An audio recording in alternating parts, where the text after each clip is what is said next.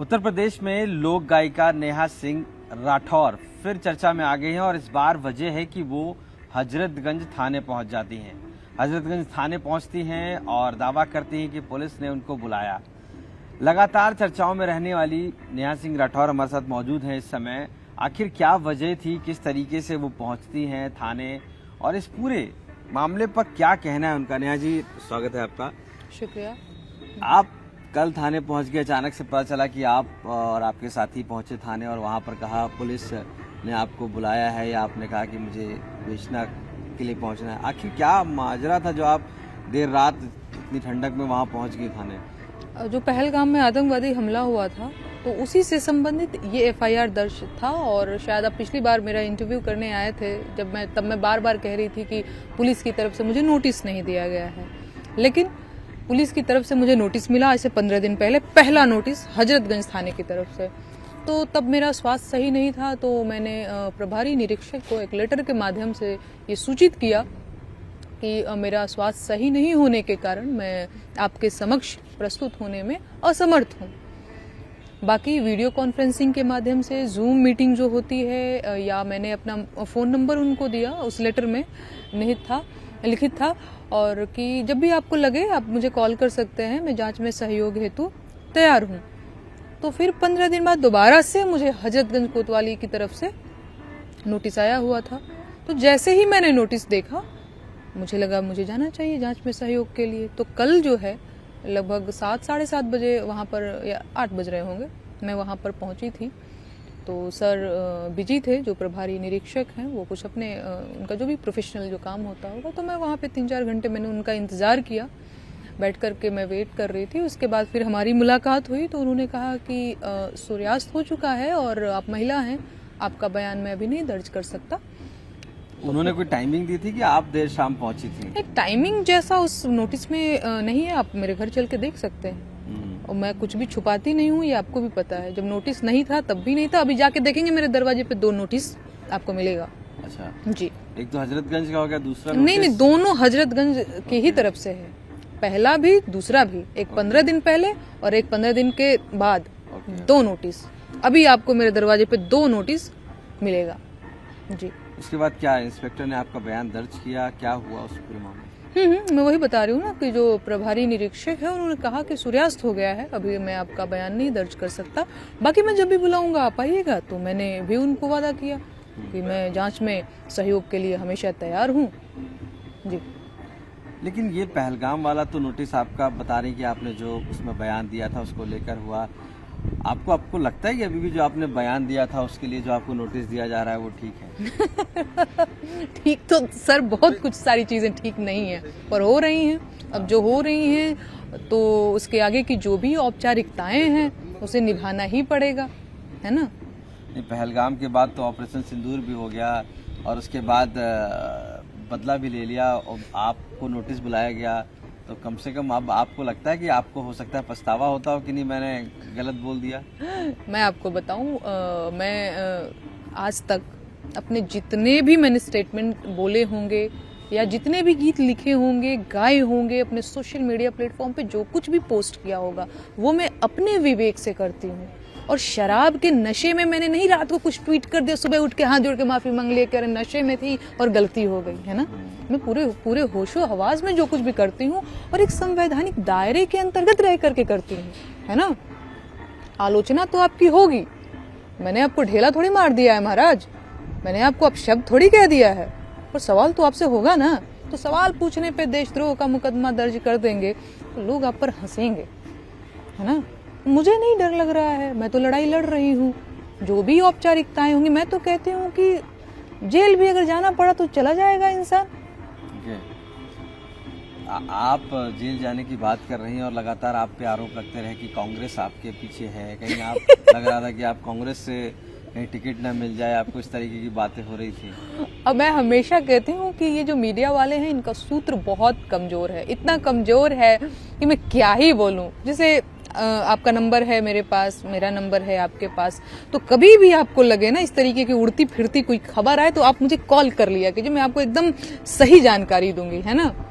आपने वकील भी जो है कपिल सिब्बल जी से मुलाकात की, आपका केस भी पैरवी करे, तो बहुत सारे कयास लगाए गए। तो क्या आप लग रहा है मुझे अच्छा लगता है जब लोग कयास लगाते हैं। एक दिन मैं साइकिल चला रही थी, एक बच्चा जा रहा था ऐसे ही, मैं गई हुई थी हैदरगढ़, वहाँ पे हम खेती बाड़ी करते हैं, तो एक बच्चा ऐसे रोड पे साइकिल चला, मैंने कहा मुझे भी साइकिल चलाना है, बहुत दिन हो गए हैं साइकिल चलाए हुए। तो मैं साइकिल चला रही थी, उस पे भी लोगों ने कयास लगाना शुरू कर दिया। तो अब तो मुझे बहुत अच्छा लगता है लोग कयास लगाना शुरू कर। अभी मैं कुछ ऐसे बोलूंगी हेलो तो लोग इस पे कुछ कयास लगा लेंगे, मैं साइकिल चलाऊंगी तो लोग कयास लगा लेंगे। तो ये तो बड़ी अच्छी बात है, मुझे चर्चा में बनाए रखते हैं लोग। बनारस में भी आपके खिलाफ मुकदमा दर्ज, उसको लेकर भी नोटिस आपके घर पे गया था, उसमें क्या कार्रवाई या आगे बढ़ी, आप उसमें भी जवाब देने गई? लंका थाने की तरफ से मुझे नहीं नोटिस मिला है जी। लंका थाना, लेकिन वो तो कहते हैं कि हमने नोटिस चिपका दिया और फोटो भी देते हैं अपना। तो कहाँ बा वो नोटिस बा? हजरतगंज थानवा वाला तो दोनों नोटिस हमारे दरवाजा पर चस्पा कई गई बा, बा इनकर नोटिस कहाँ बा? खाली झूठ बोले का काम बा। हमके नहीं नोटिस मिलल महाराज, नहीं मिला है मुझे नोटिस, नहीं मिला है।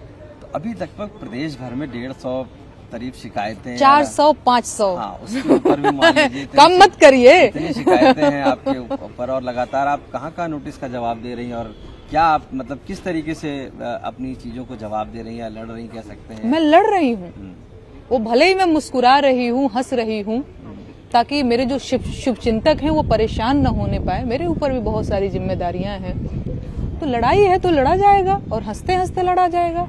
है तो बहुत सारी परेशानियां हैं जिसके ऊपर इतने सारे मुकदमे दर्ज हों। उधर एमपी में दर्ज है, हरियाणा में मुकदमा दर्ज है, यूपी में, उधर मतलब लखनऊ में, बनारस में, यहाँ नोटिस, वहाँ नोटिस, वहाँ वो थाना, वो पुलिस, वो दरोगा, यहाँ नोटिस करने नोटिस भेज दिया, इधर हाईकोर्ट, सुप्रीम। अरे यार, तो है तो समस्याएं, पर मैं रो नहीं रही हूँ। ये चाहते हैं, ये यही चाह रहे हैं कि मेरी बस एक फोटो, एक वीडियो रोते हुए आ जाए कि अरे हमसे गलती हो गई सर, सरकार बहादुर हमको माफ कर दीजिए, हम कहाँ फंस गए। आप समझ रहे हैं, वो उनकी यही इच्छा है कि ये एक बार हो जाए, इसके बाद इसका हौसला टूट जाए और हमारा काम पूरा हो जाए। आपका हौसला अभी बना हुआ है? आपने कहा कई बार आपके ऊपर प्रेशर पड़ा, आपकी फैमिली को काफी परेशान होना पड़ा, आपके हस्बैंड को भी इसमें प्रॉब्लम हुई? बिल्कुल बिल्कुल, कल से ही कल मेरी दीदी परेशान थी, पिताजी परेशान थे। अरे भैया, हम लोग फैमिली वाले हैं, आप समझ रहे हैं। जो फैमिली वाले लोग नहीं है उनको नहीं पता चलेगा फैमिली का दुख दर्द। जिसका पति नहीं है, बच्चा नहीं है, माई बाप नहीं है, उसको नहीं पता चलेगा। आप समझ रहे हैं, इतनी ठंड की रात में यहाँ जाना है आपको, बैठ करके आप इंतजार कर रहे हैं। मीडिया एक अलग ही तरीके से चीजों को दिखाता है अपनी टीआरपी के लिए। तो खबरें हैं ट्विटर पे, सोशल मीडिया पे, तो इंटरनेट पर तो आज पूरी दुनिया जुड़ी हुई है ना। तो मेरे पिताजी का फोन आया, क्या हुआ, मम्मी का। मैंने कहा ठीक है, मैं बताऊंगी क्या हुआ, एक बार घर पहुंच जाती हूँ, मैं सबको कॉल करूंगी। पर परेशान हो जाते हैं महाराज, हम भी होते हैं परेशान। तो अब क्या, अब लगातार आपने पहलगाम पे बोला, इससे पहले अपने जो काबा शुरू किया था, तो कहीं ना कहीं क्या आपको लगता है कि आप अपने गाने के जरिए ही क्रिटिसाइज करेंगी चीज़ों को, या अपनी चीज़ों को रखेंगे? आपने भोजपुरी समाज को भी पूरे लिया था कि जो वहाँ पर जिस तरीके से बटन दबा के लहंगे की बात की थी, सारी चीज़ें, तो आपका क्या मतलब गवर्नमेंट को लेकर है या आपका चीज़ों को लेकर है? आपका कॉन्सेप्ट क्या है पूरा? नहीं, देखिए, मेरा कॉन्सेप्ट ये है कि आम लोगों के मुद्दे उठाना, मेरा यही कॉन्सेप्ट है, ठीक ना। मैं बिहार से आती हूँ, आपने भोजपुरी की बात कही, मैं बिहार से आती हूँ, भोजपुरी समाज से आती हूँ, और मुझे भोजपुरी भाषा आती है, मैं समझती हूँ कुछ बोल हैं। अगर लहंगा उठा दे रिमोट से बोल है, चाहे लगाई दही चोलिया के हुक राजा जी, या पता नहीं और भी बहुत तरीके के अश्लील जो गीत हैं। और जब मैं देखती हूँ कि ऐसे लोगों को भाजपा प्रोत्साहित करती है, टिकट देती है, संसद तक जाने का उनका जो सफर है, जो एक रास्ता है, उसको क्लियर करती है, तो मुझे लगता है कि ऐसे लोग संसद में क्या कर रहे हैं? ये सड़क छाप लोग हैं, ये लहंगा रिमोट से उठाने वाले लोग हैं। ऐसे लोगों को तो मतलब नहीं बोलना चाहिए, मुझे छोड़िए। लेकिन संसद, लेकिन पीछे बहुत है उनके, लगातार हुजूम होता है, बताते हैं कि कुछ भी होता हो। मैं तो ये कह रही हूँ कि ये तो भारतीय जनता पार्टी की जिम्मेदारी है कि ऐसे लोगों को पहले साइड करे। नहीं भाई, आप हमारी पार्टी में नहीं हो सकते। आप समझ रहे हैं, अपनी भाषा को, ये भाषा ही बलात्कार है। अगर आप ये कह रहे हैं तो यार लहंगा उठा दे रिमोट से, चोलिया में गुदगुदी, लहंगा में घुसल सियार, भाभी जवान देवर परेशान, पता नहीं और भी मतलब आप देखिएगा, क्योंकि मुझे समझ में आती हैं ये चीजें, तो मुझे लगता है कि ये तो आप समाज में बहुत गंदा मैसेज। आपने जो शुरुआत की थी काबा से बिहार को लेकर शुरू की थी, फिर आप यूपी पे आई, यूपी के बाद फिर आप सीधे आपका जो विपक्ष में समाजवादी पार्टी है उसने आपको उठाया आपकी जीत को, उसके बाद आप केंद्र पर सीधे प्राइम मिनिस्टर को लेकर भी बातें आपने कही। तो क्या आपने कोई एक निश्चित दूरी बना रखी थी, तय कर रखी है कि बिहार से शुरू हुआ, यूपी आए, यूपी से फिर केंद्र पहुंचे, कुछ ऐसा? और केंद्र से फिर आप जो है पूरा एकदम से वैश्विक मुद्दों पर बोलेंगी? हाँ, क्यों नहीं। मुझे जब उतनी समझ हो जाएगी, उतनी जानकारी मैं इकट्ठा कर लूंगी, तो मैं वैश्विक जो मुद्दे हैं मैं उस पर भी कुछ अपने विचार रखूंगी। लेकिन रही बात बिहार से शुरू करके यूपी में आपने बोला कि, तो मैं समझती हूँ बिहार में एनडीए की सरकार अभी भी है, तब भी थी। उत्तर प्रदेश में जब मैंने 2022 में शायद मैंने गाया था यूपी में काबा, तो बीजेपी की सरकार। केंद्र की रही बात, बीजेपी की सरकार। तो हर जगह बीजेपी की सरकार है, तो बीजेपी की ही सरकार से तो पूछा जाएगा सवाल, चाहे वो प्रधानमंत्री मोदी हों, चाहे योगी जी हों, चाहे मुख्यमंत्री नीतीश कुमार जी हों, तो इन्हीं लोगों से तो सवाल योगी जी से अभी सवाल हैं आपके पास, पूछेंगी क्या आपको? आप लोग जो ये जो स्माइल करके पूछते हैं ना, नहीं देखिए मैं हमेशा ही कहती हूँ, मुझसे ये सवाल 2-3 दिन पहले भी पूछा गया, तो मैंने कहा देखिए मेरा सबसे लोकप्रिय जो गीत है वो यूपी में काबा है। मुझे सच बता रही हूँ, मैंने और भी बहुत सारे गीत गाए हैं, जैसे मैंने बेरोजगारी पे बहुत सारे गीत गाए हैं, महंगाई पे बहुत सारे गीत गाए हैं, बेटियों के सम्मान के लिए बहुत सारे गीत गाए हैं, लेकिन लोग मुझे जानते हैं यूपी में काबा वाली लड़की। आप समझ रहे हैं? तो अपोजिशन भी आपको प्रमोट कर रहा है क्योंकि आप उनका काम कर रही हैं कहीं ना कहीं, तो मैं उनका धन्यवाद करूंगी। मैं तो चाहूंगी कि आप भी मेरा सपोर्ट कीजिए। मीडिया का काम है बेरोजगारी के मुद्दे को उठाना और सरकार की आलोचना करना, सरकार से सवाल पूछना। अब मीडिया वालों को भी चाहिए कि नेहा सिंह राठौर तो सही काम कर रही है, बिल्कुल इसके मुद्दे दिखाए जाने चाहिए। आप समझ रहे हैं? इस देश का मुद्दा हिंदू मुसलमान नहीं है, नून रोटी है महाराज। लंका थाने में जो आपका मुकदमा दर्ज है और बाकी जो 400 मुकदमे हैं, अलग अलग कौन कौन से मुकदमे आपके खिलाफ हैं? आपने कौन कौन से कह सकते हैं क्रिटिसाइज ही किया है और भी एलिगेशंस हैं? नहीं, मैंने क्रिटिसाइज किया था, प्रधानमंत्री जी से सवाल पूछा था और ये सवाल पूछा था कि वहाँ पे इतने सारे सैलानियों के लिए सुरक्षा की व्यवस्था क्यों नहीं थी, इतने सारे पर्यटकों की जान क्या इतनी सस्ती है। इसी तरीके से मैंने सरकार की आलोचना की थी, सवाल पूछा था, है ना, आलोचना किया था। अभी तो लोग तो ऐसे बात करते हैं जैसे मैंने किसी को गाली दे दिया था, अपशब्द कह दिया था या असंवैधानिक शब्दों का प्रयोग कर दिया था। ऐसा मैं कभी नहीं करती हूँ, इतनी जिम्मेदार मैं खुद भी हूँ, है ना।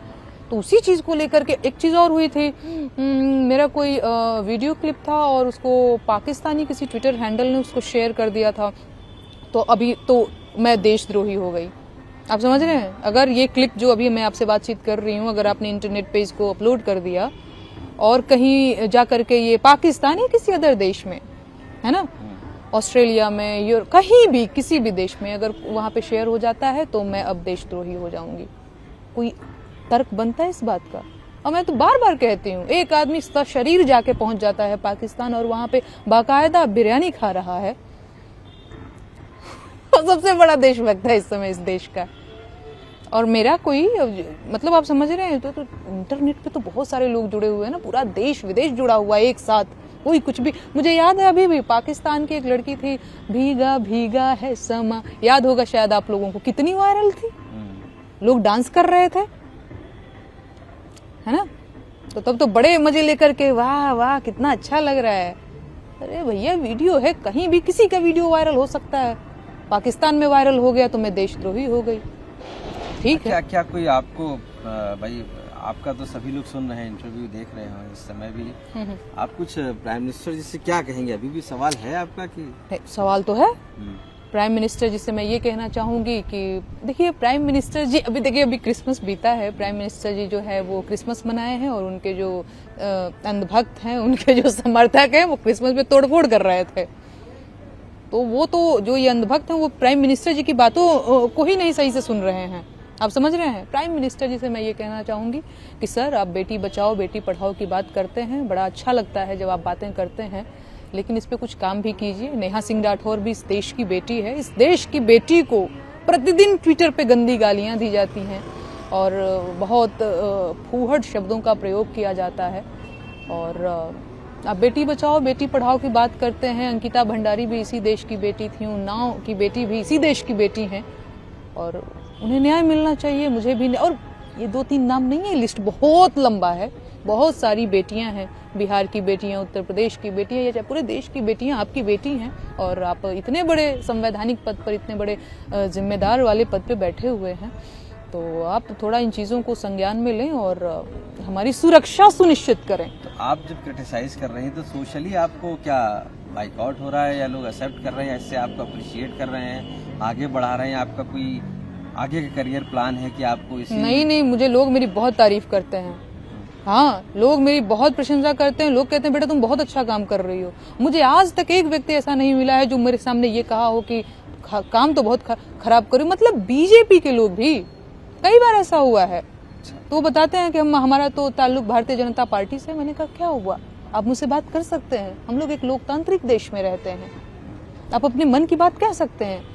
अब आप बीजेपी से हैं, मैं जो है जनता की बात करती हूँ, आप जनता की बात नहीं कर रहे हैं, तो हम क्या करें, लड़ाई कर लें आपसे?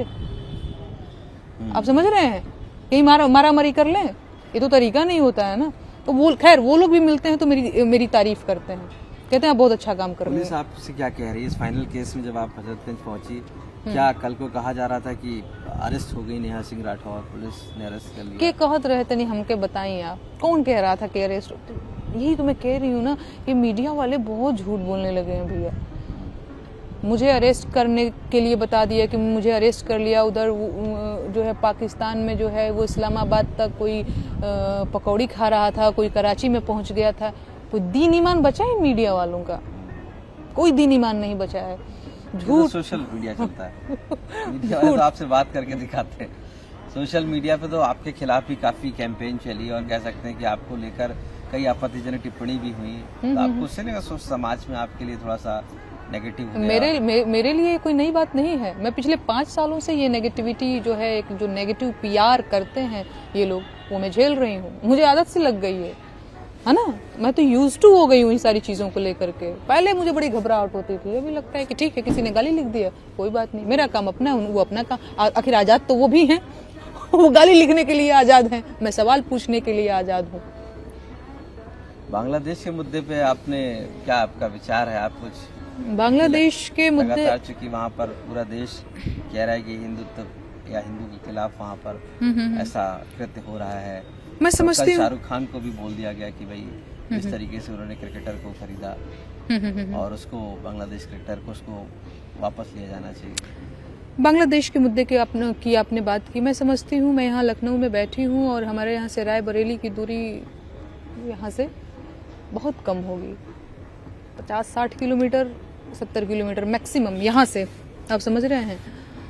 और वहाँ पे हरिओम वाल्मीकि जी को पीट करके मार डाला गया। वो दलित थे, हिंदू थे। अखलाक की हत्या कर दी जाती है, मॉब लिंचिंग हो जाती है, बहुत सारे जो है अल्पसंख्यकों की इस देश में इस वक्त के यही हालात हैं। और बहुत सी दुर्घटनाएं होती रहती हैं, आए दिन होती रहती हैं। कभी कभी खबरों में हाईलाइट हो जाती हैं, कभी कभी उनको मतलब वही फ्रंट पेज मिलता है, कभी लास्ट पेज भी नहीं मिल पाता है। पर हमें चिंता होती है बांग्लादेश की, हमारे देश के लोगों की चिंता है बांग्लादेश की।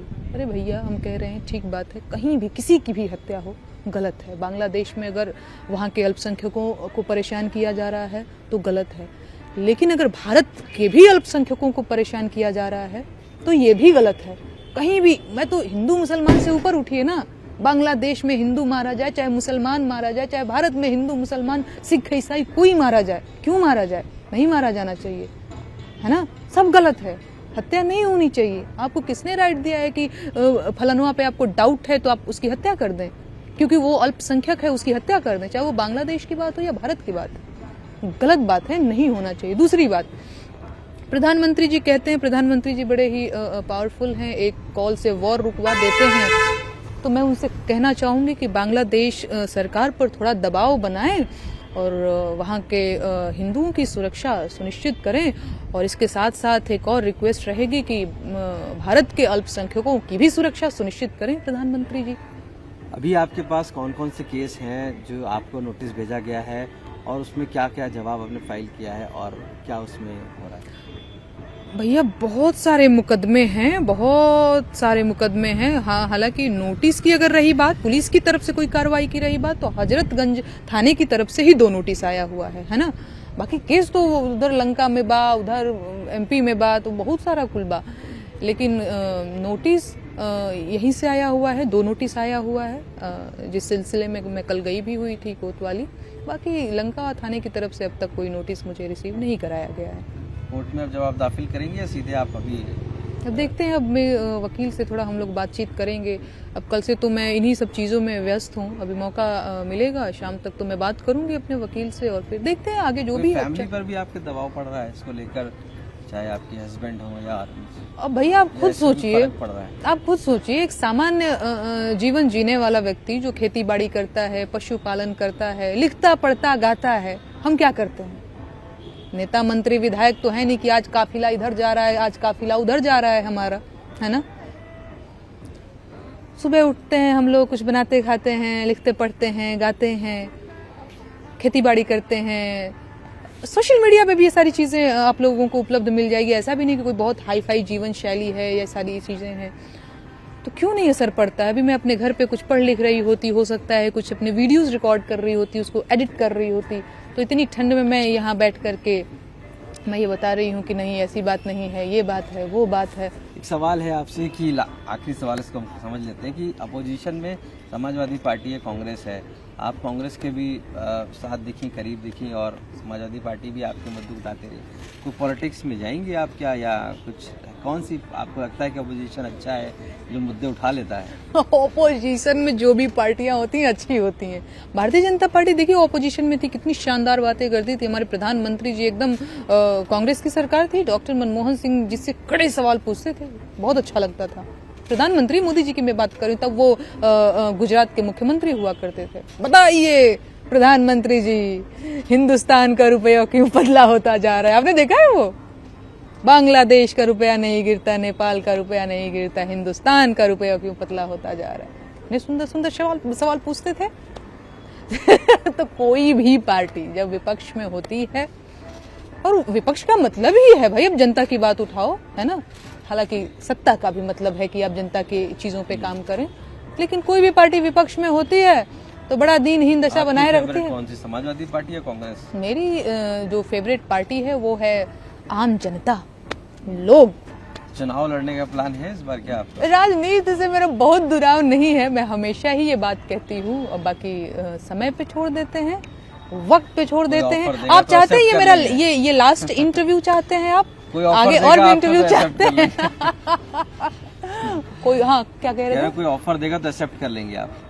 नहीं, कोई अगर कोई ऑफर देगा तो उस ऑफर पे विचार करूंगी मैं जी। हाँ, एक्सेप्ट कैसे, विचार करूंगी ना पहले।